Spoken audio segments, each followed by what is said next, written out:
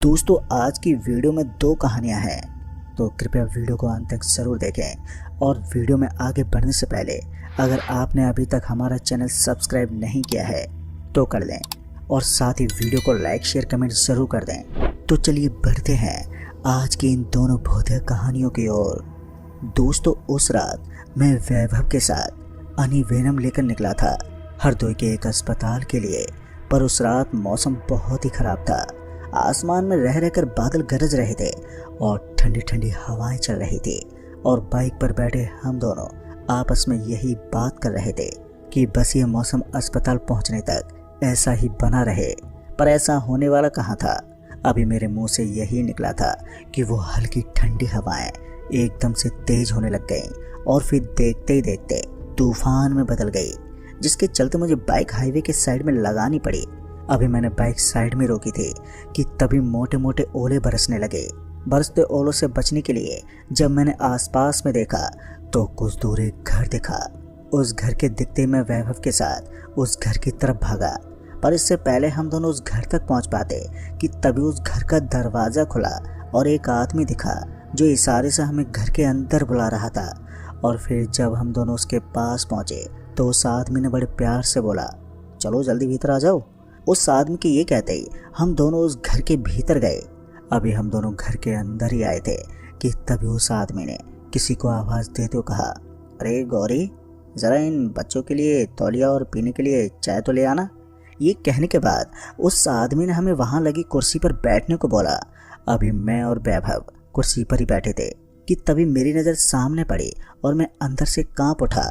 दरअसल सामने एक लड़की तौलिया लिए खड़ी थी, पर उसके माथे से इस कदर खून बह रहा था कि मानो उसका सर फटा हो। साथ ही जब मैंने उसके हाथों पर गौर किया तो उसकी सीधे हाथ की एक उंगली की हड्डी साफ साफ दिखाई दे रही थी। पर इतनी दर्दनाक हालत में होने के बावजूद उस लड़की के चेहरे पर दर्द का कोई भी भाव नहीं था। पर मेरी हवा टाइट हो गई थी। मैं मन ही मन सोच रहा था कि यहाँ पर आने की जगह दो चार ओले की मारी झेल लेता तो अच्छा ही रहता। पता नहीं अब आगे क्या होगा। चूंकि मैं अंदर से काफ़ी डर गया था, तो ऐसे में जब उस लड़की ने मेरी ओर तौलिया बढ़ाया तो डर के मारे मैंने तौलिया लेने के लिए अपना हाथ बढ़ाने के बजाय उस लड़की को घूरता रहा।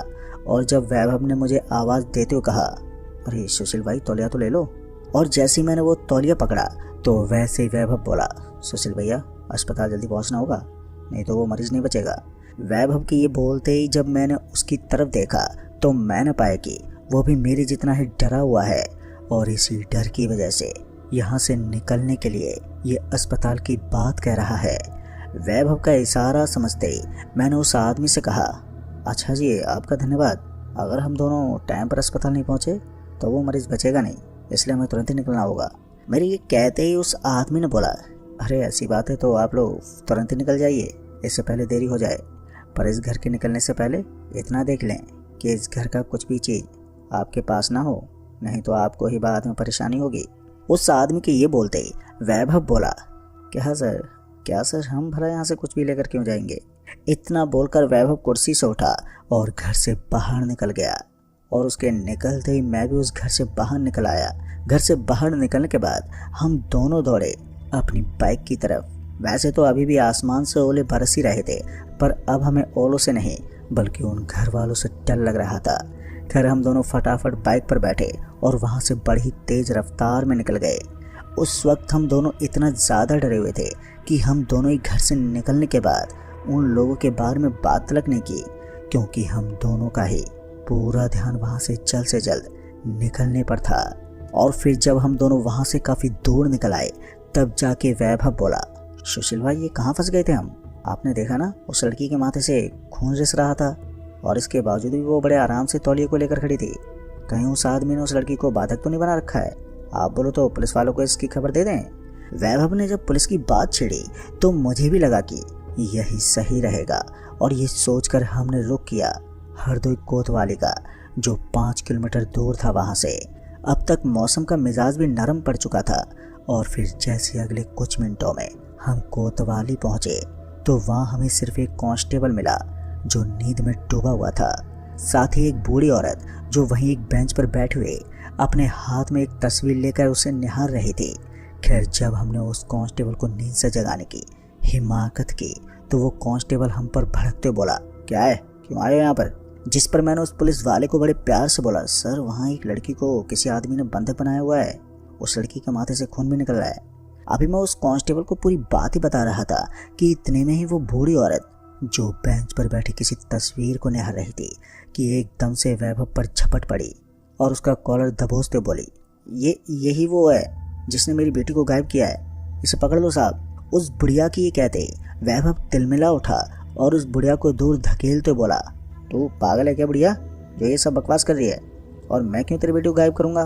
अभी वैभव बोल ही रहा था कि वो बुढ़िया बोली, अच्छा तो ये जो झुमका तेरी जेब से लटक रहा है, ये तेरे पास कैसे आया? ये झुमका मेरी बेटी करुणा का है, ये देख इस फोटो में। फिर जब उस बुढ़िया ने हमें वो फोटो दिखाई तो मैं और वैभव दंग रह गए, क्योंकि झुमके और झुमके पहनी लड़की ये वही लड़की थी जो अभी हम दोनों को उस घर में मिली थी। और जब हम दोनों ने ये बात उस कांस्टेबल को बताई तो वो बोला, तुम दोनों पागल हो क्या? ये जो लड़की जिसे तुम अभी देखने का दावा कर रहे हो आज से 7 साल पहले गायब हुई है, और हमने 2 साल तक पूरी छानबीन भी की है पर वो अभी तक नहीं मिली। ये बुढ़िया अपनी बेटी के चक्कर में हम पुलिस वालों के लिए आफत बनी हुई है। अभी वो कांस्टेबल अपनी बात ही कर रहा था कि तभी मैंने कहा, पर हमारे पास झुमका भी तो है ना सर, जो उसी लड़की का है, तो एक बार आप उस घर पर चलकर देख लो तो हमारा भी भ्रम दूर हो जाएगा।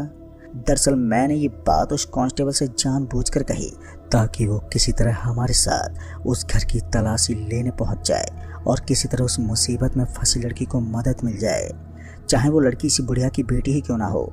फिर जब वो कांस्टेबल मेरी इस दलील पर सोचने लगा तो मुझे लगा कि अब काम बन जाएगा, और हुआ भी कुछ ऐसा ही। कुछ सोचने के बाद वो कांस्टेबल हमारे साथ वहां पर जाने को राजी हो गया, और फिर उस बुढ़िया को वहीं थाने में छोड़कर हम तीनों वापस से उस घर के दरवाजे पर पहुंचे। और फिर जैसे ही कांस्टेबल ने वो दरवाज़ा खटखटाया तो दरवाजे के खटखटाते ही उसी आदमी ने दरवाज़ा खोला जिसने हमें घर के भीतर बुलाया था। हम पर नज़र पड़ते ही वो आदमी बोला, तुम अभी भी यहीं हो? उस मरीज का क्या हुआ जिसके लिए तुम दवा लेकर जा रहे थे? अभी वो आदमी हमसे सवाल ही कर रहा था कि तभी वो कांस्टेबल बोला, पहले ये बताओ इतनी रात का ये मिट्टी क्यों खोद रहे हो? उस कांस्टेबल के ये कहते ही जब मैंने उस आदमी पर गौर किया तो मैंने पाया कि उसके पूरे कपड़े कीचड़ से सने हुए हैं। अभी मैं उस आदमी के कीचड़ से सने कपड़े देख रहा था कि तभी वैभव बोला, उस लड़की को बुलाओ जो तुम्हारे साथ थी। वैभव के ये कहते उस आदमी ने कहा, कौन सी लड़की, यहाँ तो मैं अकेला ही रहता हूँ बेटा।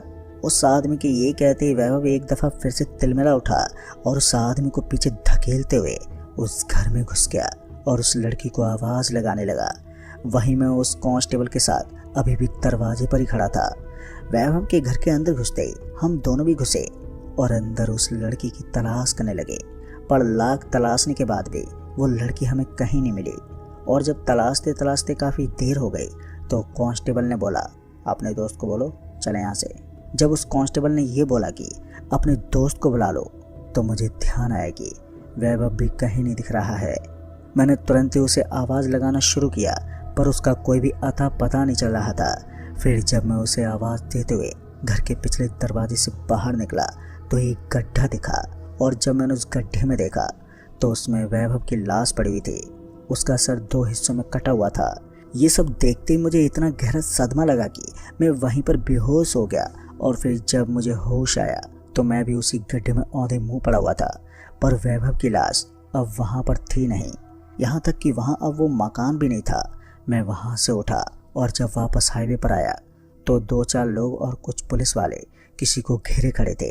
फिर जब मैं उनके पास गया तो सड़क के बीचों बीच मेरी बाइक पड़ी थी और ठीक उसके बगल में वैभव की लाश। मुझे नहीं मालूम कि उस रात हमसे क्या गलती हुई और हमारे साथ वो सब क्यों हुआ, पर यहाँ तक कि जब मैं दोबारा थाने पहुँचा तो वहाँ मुझे वो कांस्टेबल ने मिला जो रात को मिला था, जिस वजह से किसी ने भी मेरी बात पर यकीन ही नहीं किया। और जब मेरा मेडिकल किया गया तो मेरे खून में अल्कोहल की मात्रा पाई गई, जिस वजह से सब मेरी कहानी झूठ मान ली गई। पर दोस्तों हैरानी वाली बात यह है कि मैं तो दारू पीता ही नहीं हूँ। तो दोस्तों आपका क्या कहना है आज की इस घटना के बारे में? क्या ये सब सुशील के दिमाग का फितूर था या फिर जो कुछ भी उसने उस रात देखा और महसूस किया वो सब सच में सच था? तो अपने विचार हमें कमेंट बॉक्स में ज़रूर दें। तो चलिए लेकर चलता हूँ मैं आपको एक और बहुत ही डरावनी कहानी की ओर। दोस्तों, कोई आपका भी दुश्मन है क्या, या फिर आपकी भी किसी से कोई दुश्मनी हुई है? अगर हाँ, तो मैं आपको बता दूं कि आप अभी से सतर्क और सावधान हो जाइए, क्योंकि आप नहीं जानते कि जिस इंसान से आपकी दुश्मनी है या फिर वो आपको दुश्मन मानता है तो वो कितना खतरनाक हो सकता है। भले वो आपसे उस वक्त कुछ ना बोले, लेकिन वो शख्स आपको भुलाकर कभी भी अपने घिनौने काम को इतना बुरा अंजाम दे सकता है कि आप सोच भी नहीं सकते। वो आप पर सामने से वार भी कर देगा और आप समझ तक नहीं पाएंगे कि आखिर ये हुआ तो हुआ कैसे। ठीक ऐसा ही किस्सा मेरे साथ भी घटा। दोस्तों, मैंने सोचा तक नहीं था कि इंसान सच में ऐसा भी कर सकता है, जबकि मेरे तो उस इंसान से दुश्मनी तो छोड़ो, बल्कि मैंने उसे कभी देखा तक नहीं था। हाँ, पर मेरी माँ ने मुझे ज़रूर बताया था कि वो इंसान हमारे दूर का कोई जान पहचान वाला है। लेकिन जब वो मुझसे मिला और फिर जो उसने अपनी काली विद्याओं से मेरे साथ जो किया, वो सुनकर तो आपके भी रोंगटे खड़े हो जाएंगे। जी हाँ दोस्तों, क्या है असल हकीकत मेरी ज़िंदगी की, आइए जानते हैं इसे पूरी गहराई से। नमस्कार दोस्तों, मेरा नाम नकुल है और मैं उड़ीसा के एक छोटे से गांव का निवासी हूँ। वैसे तो मैं फ़िलहाल अभी मुंबई शहर में रहता हूँ अपनी फैमिली के साथ, पर जब ये दर्दनाक हादसा मेरे साथ हुआ तो उस वक्त पिताजी के देहांत के बाद मैं अपनी माँ को लेकर मुंबई आ गया था, जहाँ रहकर मैं अपनी दुख भरी ज़िंदगी से उभर कर एक नई ज़िंदगी की शुरुआत में लग गया। सब कुछ ठीक ठाक था। गांव छोड़े हुए मुझे लगभग 6 साल बीत गए थे, मगर मैंने सोचा नहीं था कि इन 2.5 सालों में मेरे ऊपर एक ऐसी मुसीबत कहर बनकर टूटेगी कि मैं संभल भी नहीं पाऊंगा। दरअसल हुआ था ये कि जब मैं ऑफिस में अपने काम को लेकर थोड़ा परेशान था कि इसी बीच कंपनी के टेलीफोन पर एक अनजान शख्स का कॉल आया, और जब मेरी बात उस शख्स से हुई तो पता चला कि वो कोई नेत्रपाल नाम का आदमी है, जो मेरे पिताजी का पुराना जान पहचान का साथी है। साथ ही उस आदमी ने बताया कि वो किसी काम के सिलसिले में मुंबई आ रहा है, तो वो कुछ दिन मेरे घर पर रुकना चाहता है। और जब मैंने उससे ये पूछा कि तुम्हें मेरी कंपनी का नंबर कैसे मिला, तो उसने बोला कि बहुत मशक्कत करने के बाद गांव वालों से ये नंबर मिला है। खैर, मैंने ज़्यादा पूछताछ ना करते हुए ये कहकर फ़ोन कट कर दिया कि ठीक है, आप आ जाइए, रुकने का इंतज़ाम हो जाएगा। फ़ोन कट होने के बाद जब मेरे जहन में ये सब सवाल चल रहे थे कि पहले कभी तो मैंने अपने पिताजी के ऐसे किसी दोस्त या फिर जान पहचान वाले को ना तो कभी देखा था और ना ही कभी सुना था, तो फिर ये कौन है जो अपने आप को मेरे पिताजी का साथी बता रहा है, और जबकि पिताजी को एक्सपायर हुए लगभग 6 साल हो गए हैं, तो फिर भला अब वो यहाँ पर क्या करने आ रहा है।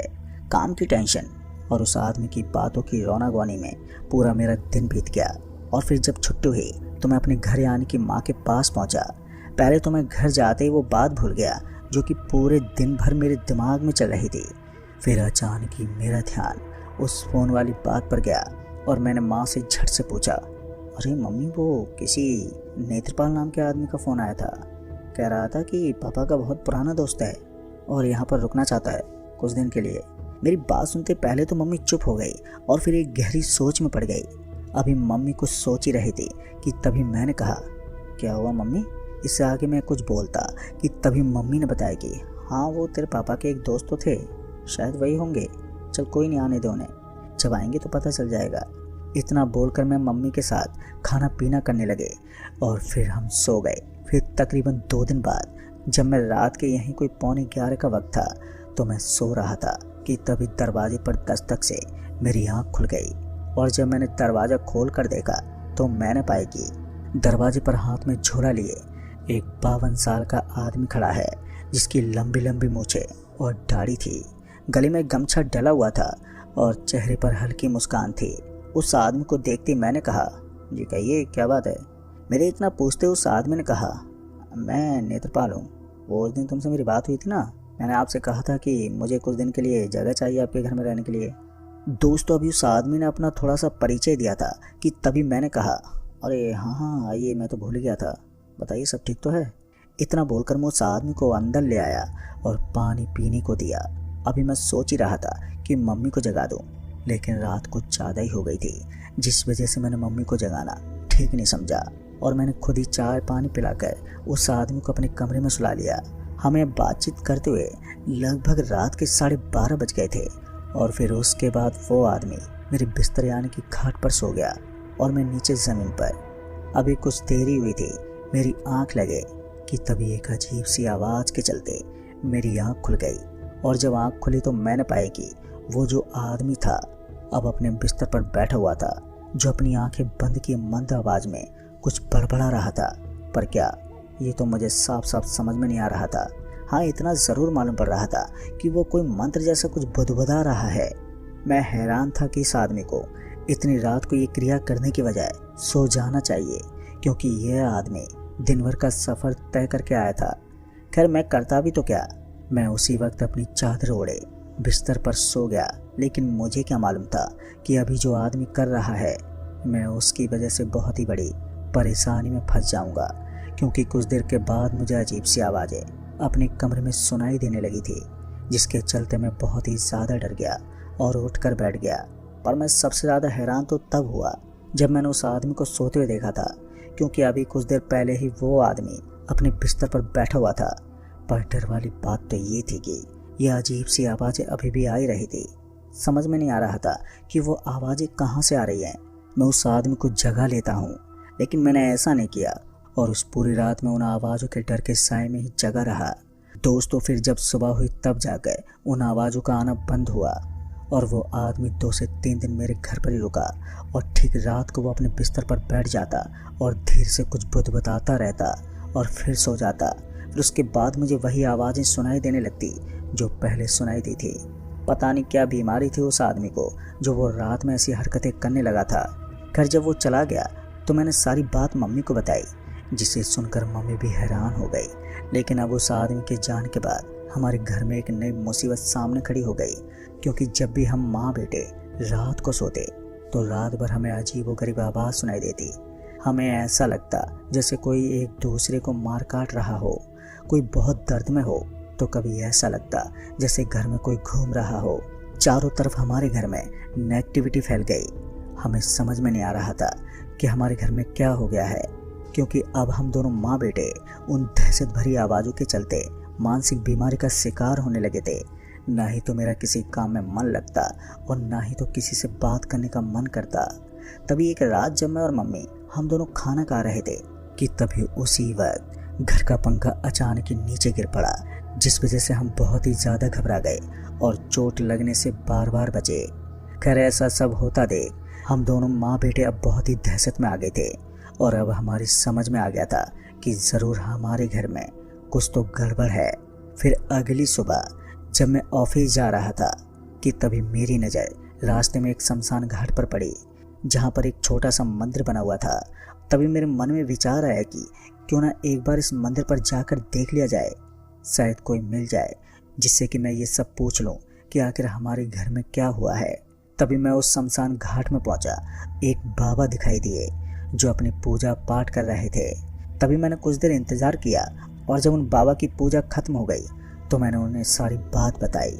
और जब मैंने उन्हें पूरी बात बताई तो उन्होंने जो बताया वो बेहद ही डरावना था, जिसे सुनकर मेरे पैरों तले ज़मीन खिसक गई। दरअसल उन्होंने बताया कि वो आदमी कोई और नहीं बल्कि हमारा दुश्मन था, जो हमें मारने के लिए इतनी दूर से हमारे घर तक आया था। उस आदमी ने हमें मारने के लिए हमारे घर को कील दिया है, जिस वजह से हमारे साथ ये सब हो रहा है। तभी उन बाबा ने मुझे और मेरी माँ को शनिवार की रात शमशान घाट में आने को कहा। तो उन बाबा ने हम दोनों के ऊपर उतारा किया और जब उन्होंने उतारा किया तो हम दोनों माँ बेटी की देह एकदम हल्की हो गई। और फिर उस दिन के बाद से कभी भी हमारे साथ कुछ नहीं हुआ। जी हाँ दोस्तों, मुझे आज भी ख्याल आता है कि अगर वो बाबा मुझे नहीं मिलते और अगर वो बाबा शमशान घाट में हमारे ऊपर से उतारा नहीं करते तो शायद मैं और मेरी माँ आज जिंदा नहीं होते, क्योंकि हमें तो अंदाज़ा तक नहीं था कि भला एक अनजान आदमी हमारे साथ ऐसा भी कर सकता है। खैर दोस्तों, आप हमेशा अपनी ज़िंदगी में किसी पर भी भरोसा ना करें और भरोसा करें भी तो पहले उसे सही से जांच पड़ताल कर लें, ताकि आपके साथ भी कहीं ऐसा ना हो जो कि मेरे साथ हुआ। तो दोस्तों, इस कहानी में बस इतना ही। कहानी आपको पसंद आई हो तो वीडियो को लाइक शेयर कमेंट ज़रूर कर दें।